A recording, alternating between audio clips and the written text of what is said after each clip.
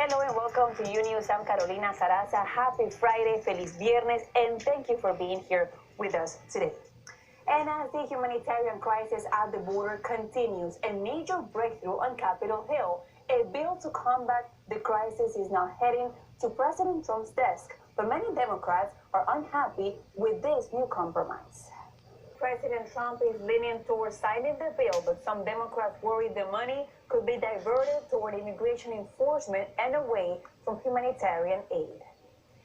And meanwhile, in Mexico, at least 450 Central American migrants were detained Thursday in the state of Veracruz. The administration continues to send back migrants who are waiting to hear decisions on their cases of asylum in Mexico, but now they are being returned to a different city in that same country. Pedro Rojas is in Laredo with more details.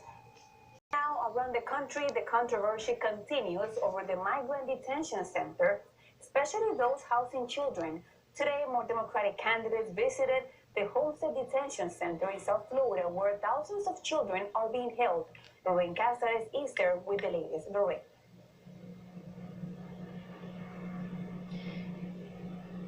That's right, Carolina. It's been a parade of candidates since the beginning of the week. They all come here with the intention of getting inside, but they don't have permission to do. They haven't requested that permission before, so they all get denied. Once they get denied, they've all come to this side here, across the street from the center, trying to take a look at the kids. And this ladder, they climb on this ladder and gives them a direct view of the backyard of the place. A lot of the candidates were able to see the children. Elizabeth Warren even commenting that she was able to wave at some of them. Some of them were smiling. Some of them were afraid to say hello, and they would, second guess it and put their hands back down, guarded by security guards around the beginning of the line, the end of the line. A lot of these candidates are obviously talking about against Trump's immigration policy. Let's listen to what some of the candidates had to say today.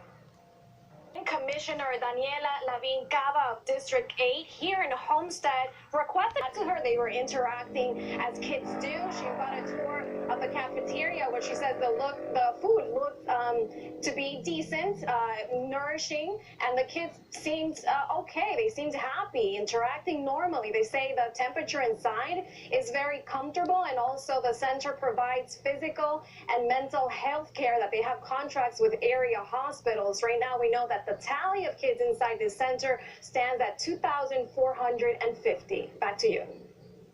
Lorraine, has the president reacted to the candidates visiting that center?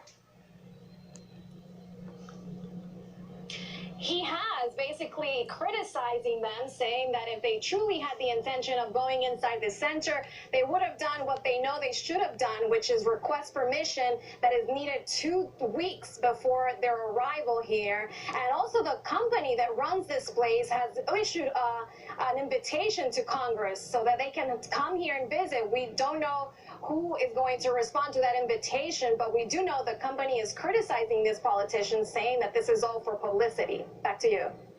Well, thank you, Lorraine, for that live report from Homestead, Florida. Now, in New York, an immigrant father has reunited with his wife and 2 children. The woman has cancer. The family had not been able to see each other in over a year. Nayeli Chavez has a story.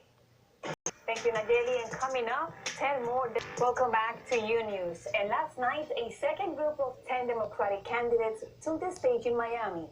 Former Vice President Joe Biden and Senator Bernie Sanders are the current frontrunners, but the other candidates were quick to face off with them. Andrea Linares has more. The next time that Democratic candidates for president will square off on a primary debate stage will be in Detroit, Michigan on July 30th and 31st. And of course, we will have complete coverage. Carolina, now back to you.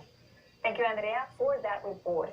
And now writer E. Jean Carroll rocked the political world with allegations that President Trump sexually assaulted her in 1990s. Now new the record accounts from Carroll's friends are backing her story. Rafael Rodriguez explains.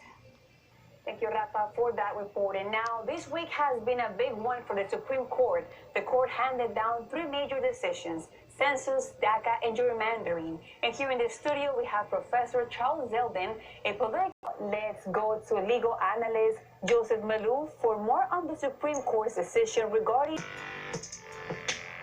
Welcome back Unews. A family vacation to a Florida beach left an Indiana 12-year-old hospitalized with a life-threatening infection. Her family says she contracted flesh-eating bacteria from the Gulf of Mexico through a tiny scratch on her toe. Aileen Carbet has the story. In Nevada, police are looking for an arsonist who struck outside the Gay and Lesbian Center of Southern Nevada in downtown Las Vegas. This a heat wave turns deadly in Europe. We will have the latest. Acrylic nails have become serious pieces of art. Each nail is a canvas for people to express their culture, religion, or just to have fun. In California, a new craze has taken off called narco nails. Tiffany Roberts explains. Thank you, Tiffany, for that story. And speaking of El Chapo, a new special is airing this weekend, focusing on the trial of the century. And after the break, a major medical device recall to tell you. And with thousands of subscribers and millions of views on YouTube alone, saying that Ila has made a splash would be an understatement.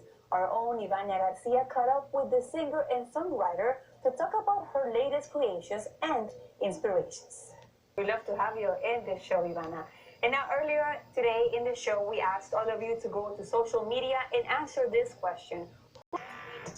Is here with some pretty big TV news. Miriam. That's right, Caro. Now, if you were a fan of the series One Day at a Time, it is time to celebrate. The canceled show now has a second life thanks to pop. Let's hear about it. So, Caro, it is scheduled for 2020. Thank you, Miriam. We'll see you guys on Monday and have a great weekend. Hasta lunes.